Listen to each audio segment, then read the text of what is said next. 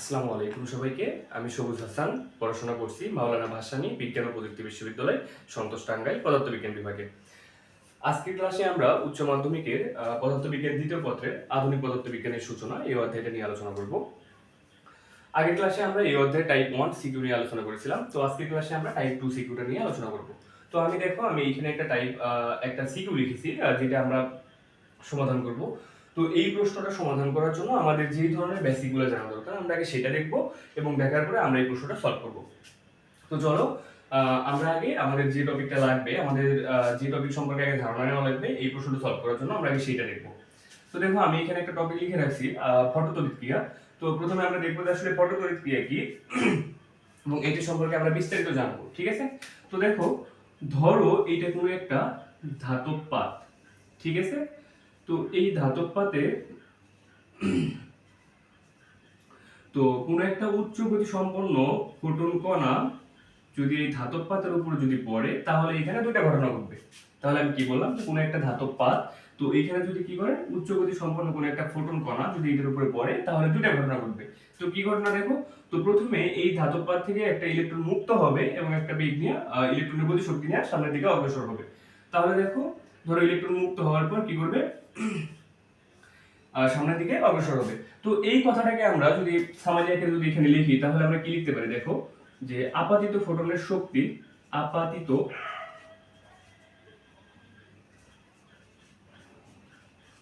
ফোটনের মোট শক্তি, এটাকে আমরা কি বলতে পারি,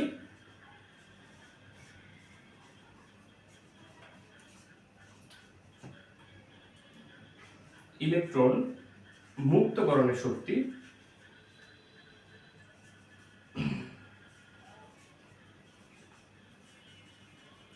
প্লাস হচ্ছে ইলেকট্রনের গতিশক্তি।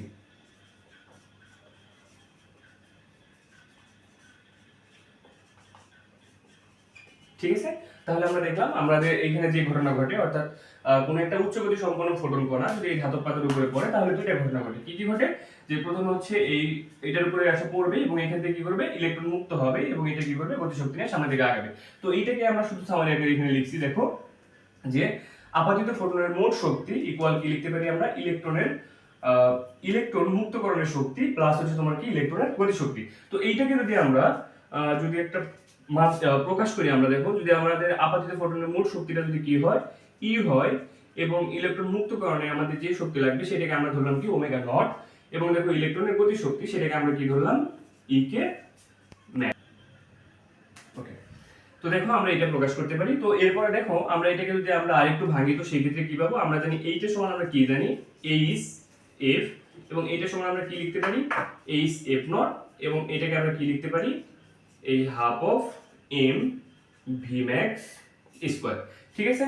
তো দেখো এখানে একটা নতুন একটা টার্ম দেখছো তোমরা, আমরা চাইলে এটাকে কিন্তু আরেকটু ভাঙতে পারি। দেখো কিভাবে, কারণ আমরা এখানে এই এফ সমান আমরা কি লিখতে পারি, সি ভাগ ল্যামডা।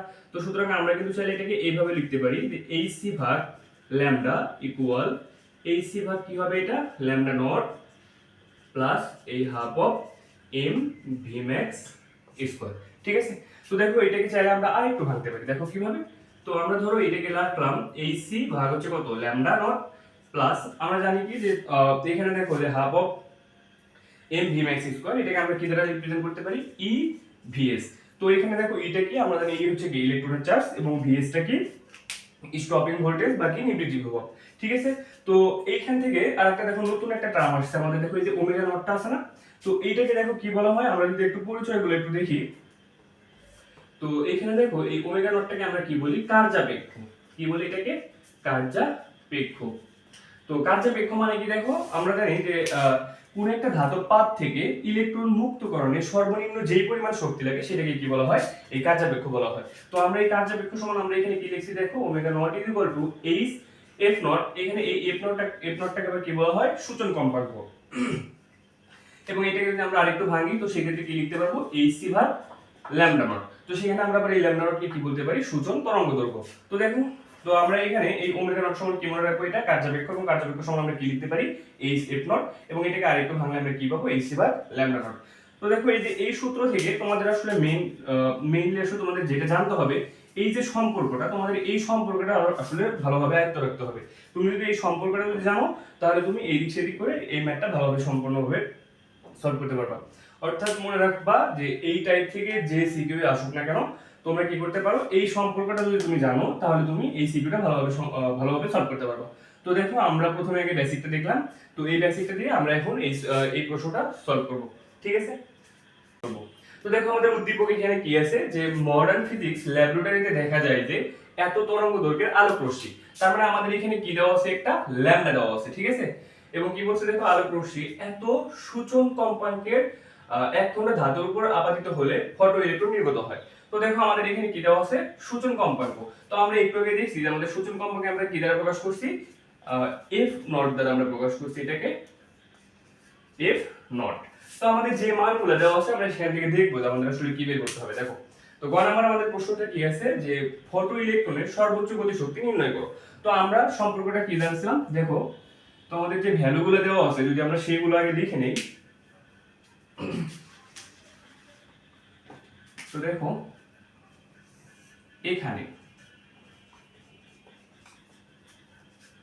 এইখানে ল্যামডা ইকুয়াল কত দেওয়া আছে, দেখো 3000 অ্যামস্ট্রং। আমরা জানি 1 অ্যামস্ট্রং সমান আমরা আবার কত লিখতে পারি, 10⁻⁻10 মিটার। তাহলে এটাকে আমরা কত লিখতে পারি, 10⁻⁻10 মিটার। ঠিক আছে, এরপর দেখো আমাদের সূচন কম্পাঙ্ক দেওয়া আছে, সেটাকে আমরা কি দ্বারা রিপ্রেজেন্ট করি, এফ নট। তো এফ নট ইকুয়াল আমরা কি লিখতে পারি, 6.56 গুণন 10⁻, কত আছে, 4 হার্টজ। ঠিক আছে, তো আমাদের দেখো বের করতে হবে কি, ফটো ইলেকট্রনের সর্বোচ্চ গতি শক্তি। তো আমরা এখানে কি বের করব, এই E K max equal to hot. তো দেখো আমরা এটা কিভাবে করতে পারি। তো আমরা কি জানতাম, আমরা জানি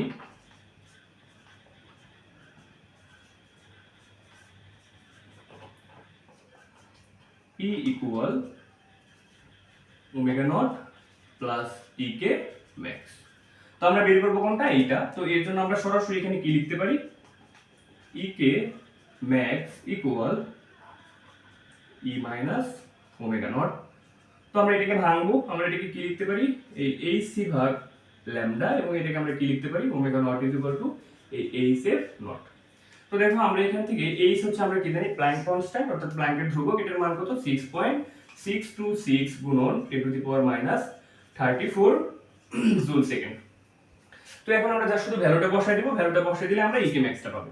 তো দেখো 6.626 গুণন 10⁻34 গুণন 3 গুণন 10⁻8 ডিভাইডেড, আমাদের ল্যামডা দেখো আমরা বের করে রাখছি, 3 গুণন 10⁻10 মাইনাস এইচ এর মানটা দেখো 6.626 গুণন 10⁻34 গুণন এফ নট। আমাদের দেখো এফ নটের মানটা আমরা বের করছি, এই যে এখানে আমাদের আছে, এটা কত, 6.56 গুণন 10⁻14। তো দেখো তোমরা এইটা ক্যালকুলেশন তোমরা এমনি করতে পারবা। তো যা শুধু তোমরা এখন ক্যালকুলেটরে একটু প্রেস করলে তোমরা এখানকার অ্যানসারটা পেয়ে যাবে। ঠিক আছে, ওকে। তো এইটাই ছিল হচ্ছে আমাদের কি কোন নাম্বারটা। ঠিক আছে, তো দেখো এইখান থেকে আরেকটা প্রশ্ন আমি দিতে পারি। তো দেখো আমরা যদি ক্যালকুলেটর দিয়ে যদি ক্যালকুলেশন করি তাহলে আমরা যে ভ্যালুটা পাবো, তো সেটা আমরা যদি দেখি,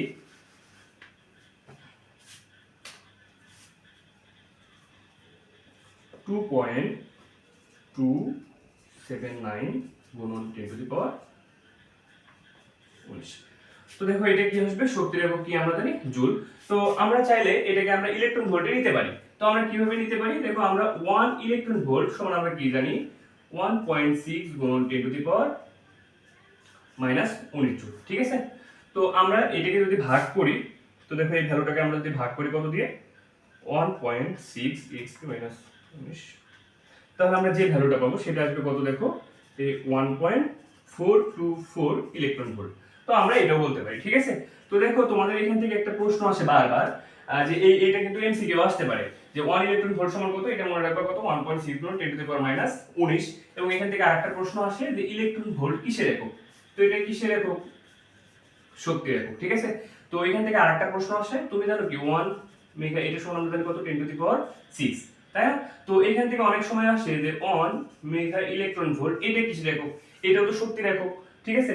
এবং এখান থেকে দেখো যদি এইটার ভ্যালুটা যদি বলে, তাহলে আমরা কি করতে পারি, 1.6 গুণন 10 টু দি পাওয়ার মাইনাস 19 গুণন কত হবে, 10 টু দি পাওয়ার 6, এবং এটাকে আমরা ক্যালকুলেশন করলে কত পাবো, 1.6 গুণন 10 টু দি পাওয়ার মাইনাস 13, ঠিক আছে। তো এখান থেকে আমরা দুইটা এমসিকিউ দেখলাম যে ইলেকট্রন ভোল্ট কিসের একক, শক্তির একক, এবং 1 মেগা ইলেকট্রন ভোল্ট সমান আমরা কত বলতে পারি, 1.6 গুণ 10 টু দি পাওয়ার মাইনাস 19, ঠিক আছে। তো তো দেখো এখন আমরা হচ্ছে ঘ নম্বর প্রশ্নটা সলভ করব।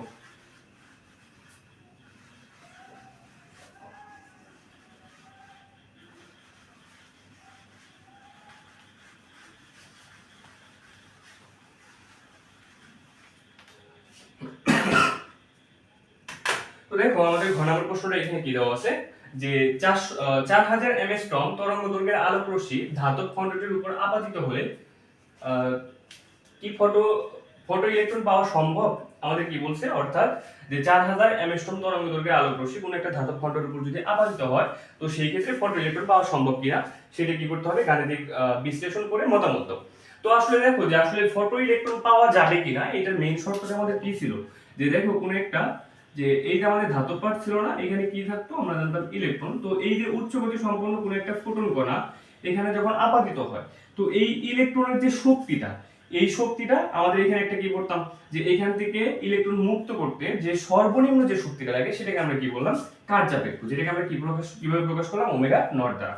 তো ফটো ইলেকট্রন নির্গত হওয়ার যে শর্তটা সেটা হচ্ছে এই শক্তির মানটা যদি তোমার কি হয়, কার্যাপেক্ষ অপেক্ষা যদি বেশি হয়, তো সেই ক্ষেত্রে কি হবে, ফটো ইলেকট্রন পাওয়া যাবে, ঠিক আছে। তো আমাদের তাহলে কি কি বের করতে হবে, প্রথমে আমরা হচ্ছে এই শক্তি বের করব, কোন কোন তরঙ্গ দৈর্ঘ্য দিয়ে, আমাদের এই যে 4000 এমএসট্রম তরঙ্গ দৈর্ঘ্য আছে, এটা দিয়ে আমরা প্রথমে শক্তি বের করব এবং তারপরে ওমেগা নটটা বের করব, অর্থাৎ কার্যাপেক্ষ বের করব।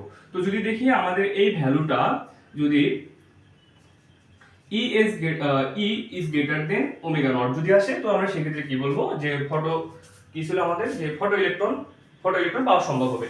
যদি ইজ গ্রেটার দেন না হয়, তাহলে কি হবে না, ফটো ইলেকট্রন পাওয়া যাবে না। তো চলো আমরা আগে প্রথমে এটা দেখি যে আসলে মানটা কেমন আসে, ঠিক আছে।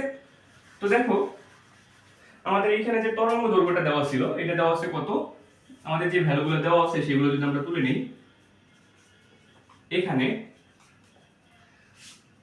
ল্যামডা কত দেওয়া আছে দেখো, 4000 অ্যাংস্ট্রম। তো এটাকে আমরা ভাঙতে পারি, 4000 গুণন কত, 1 10 টু দি পাওয়ার 10 মিটার, ঠিক আছে।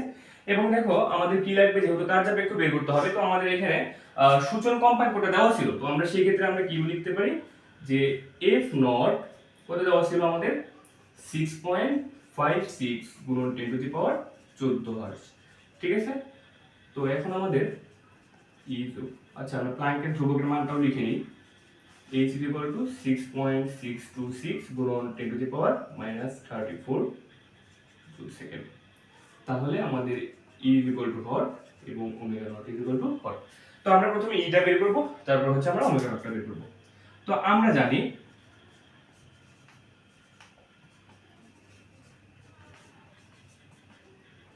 E ইকুয়াল আমরা কি জানি, এই hc ভাগ ল্যামডা। তো দেখো আমরা যদি hc এর মানগুলো বসাই, 6.626 গুণন 10 to the power minus 34, c 3 গুণন 10 টু দি পাওয়ার 8, এবং ল্যামডা আমাদের কত দেওয়া আছে, মাইনাস 10। তো দেখো আমাদের এই ভ্যালুটা কত আসবে, আমরা যদি বের করি, 6.626 মাইনাস 34 গুণন 3 8।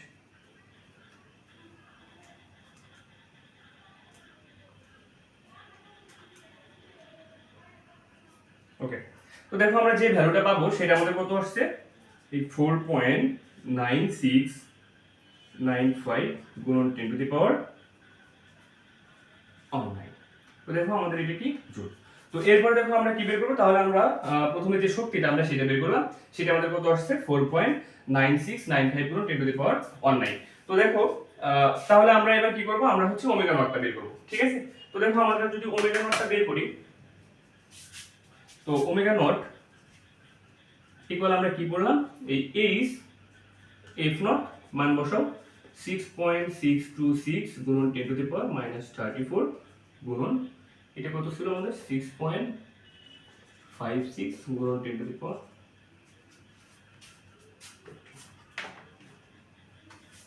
ওকে দেখো আমরা যদি এটা ক্যালকুলেশন করি 6.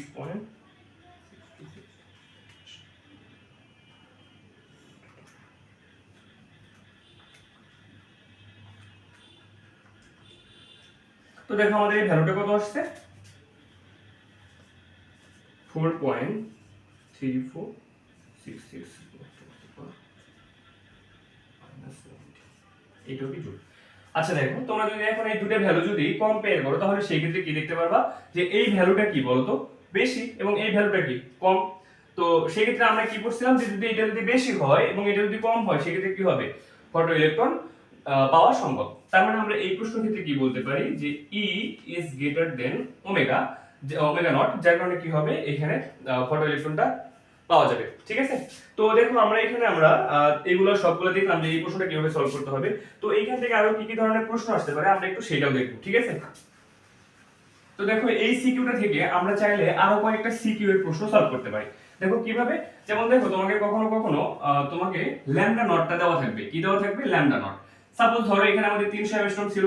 সাপোজ ধরো আমরা এটাকে বললাম সূচন তরঙ্গ দৈর্ঘ্য কত 3000 অ্যাংস্ট্রম। তো সেই ক্ষেত্রে আমরা এটাকে ভাঙতে পারি। দেখো 3000 অ্যাংস্ট্রম অর্থাৎ 3000 গুণন হচ্ছে কত 10 টু দি পাওয়ার 10 মিটার। তো আমরা কি জানি কার্যাবেক্ষ সমান আমরা কি করছি ওমেগা নট। তো এই প্রশ্নটা দেখা যাবে ম্যাক্সিমাম ক্ষেত্রে ক নাম্বারে আসবে। ঠিক আছে, তো কার্যাবেক্ষ আমরা কি বলছিলাম omega not is equal to H F not. সেক্ষেত্রে আমরা এটাকে ভাঙতে পারি এইচ সি ভাগ ল্যামডা নট। ঠিক আছে, এবার মান বসাও 6.626 গুণন 10 টু দি পাওয়ার -34 গুণন 3 গুণন 10 টু দি পাওয়ার 8 ভ্যালু বসাও। তো তোমরা দেখো এটাকে ক্যালকুলেশন করলে আমরা কি পাবো এই কার্যাবেক্ষ মানটা পাবো। তো ম্যাক্সিমাম ক্ষেত্রে দেখবে এইখান থেকে এইভাবে তোমাকে শুধুমাত্র এই সূচন তরঙ্গ দৈর্ঘ্য দিয়েও দেখবা তোমরা হচ্ছে এখানে তোমাদেরকে কার্যাবেক্ষটা বের করতে দিবে। তো এইখান থেকে দেখো আরেকটা প্রশ্ন আসতে পারে, সেইটাকে আমরা একটু সেটাও দেখবো। তো এই ঘ নাম্বার প্রশ্নে দেখবা অনেক সময় যে সর্বোচ্চ যে বেগটা ইলেকট্রনের যে বেগ সেই বেগটাও বের করতে দেয়। তো আমরা সেটাও একটু দেখবো। এটা কই আসবে দেখবা ঘ নাম্বারে আসবে। ঠিক আছে, তো দেখো সর্বোচ্চ বেগটা যদি বের করতে বলে ইলেকট্রনের বেগ, তো আমরা কিভাবে বের করতে পারি? আমরা E ইকুয়াল টু কি পড়ছি ওমেগা নট প্লাস এই E কে ম্যাক্স। ঠিক আছে, তো এটাকে যদি আমরা ভাঙতাম কি পাইতাম এইচ সি ভাগ ল্যামডা, এবং এটাকে যদি আমরা ভাঙি কি পাই এইচ সি ভাগ ল্যামডা নট, এবং এখানে আমাদের কি ছিল এই হাফ অফ এম এই ভি ম্যাক্স স্কয়ার। তো আমরা এখানে বের করব কোনটা এই ভি ম্যাক্স স্কয়ার, অর্থাৎ ভি এর মানটাই আমরা বের করতে চাই ইলেকট্রনের সর্বোচ্চ বেগটা। তো আমরা কি করব এটাকে এই পাশে নিয়ে আসবো এবং এটাকে ওই পাশে নিয়ে আমরা যদি সরাসরি একবারে লিখতে চাই তো সেক্ষেত্রে কি লিখতে পারি এই half of m v max square, এই ক্ষেত্রে আমরা কি লিখতে পারি এইচ সি ভাগ ল্যামডা মাইনাস এইচ সি ভাগ এই ল্যামডা নট। ঠিক আছে, তো সেক্ষেত্রে দেখো এটা গুণ হয়ে যদি ওই পাশে যায় তো আমরা সেক্ষেত্রে কি লিখতে পারি যদি গুণ হয়ে ওই পাশে যায় দেখো তো সরাসরি 2টাকে আমরা যদি ওই পাশে লিখি তো m v max square equal h c ভাগ ল্যামডা মাইনাস এইচ সি ভাগ ল্যামডা নট, এখানে কি থাকবে 2। তো আমাদের দেখো এই পাশে কি আছে এমটাও দেখো আছে কি গুণ অবস্থায় আছে, ওই পাশে গেলে কি হবে ভাগ হয়ে যাবে। তো আমরা সেই ক্ষেত্রে কি লিখতে পারি এই ভি ম্যাক্স স্কয়ার এই 2 এবং এখান থেকে আমরা এইচ সি টা কমন নিব, তাহলে কি লিখতে পারি এইচ সি ভাগ কত এম, এবং এটাকে সরাসরি কি লিখতে পারি 1 ভাগ ল্যামডা মাইনাস কত হবে 1 ভাগ ল্যামডা নট। ঠিক আছে, তো সুতরাং সরাসরি আমরা ভি ম্যাক্স ইকুয়াল কি লিখতে পারি ভি ম্যাক্স এই রুট ওভার 2 এইচ সি ভাগ কত হবে এম ইনটু 1 ভাগ ল্যামডা মাইনাস 1 ভাগ ল্যামডা নট।